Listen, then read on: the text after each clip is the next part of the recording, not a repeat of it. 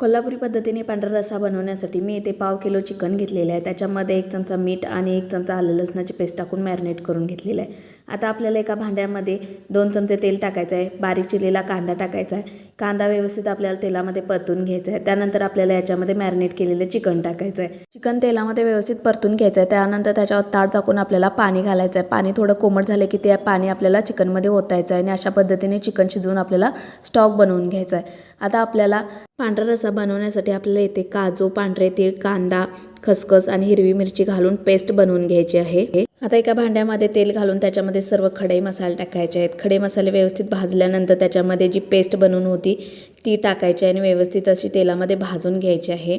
त्यानंतर याच्यामध्ये चिकनचा स्टॉक टाकायचा आहे आणि या पेस्टमध्ये व्यवस्थित असं मिक्स करून घ्यायचं आहे। आता मी येथे कोल्हापुरी पांढरा रस्सा मसाला हे पाकिट घेतलेले आहे, जे की पावडर फॉर्ममध्ये आहे, ते सुद्धा याच्यामध्ये टाकायचं आहे आणि परत एकदा मिक्स करून घ्यायचं आहे। त्यानंतर आपल्याला नारळाचे दूध घ्यायचे, तर इथे मी एक नारळ घेतलेला आहे, त्याचे पाठीमागचे साल काढून त्याचं दूध काढून घेतलेलं आहे।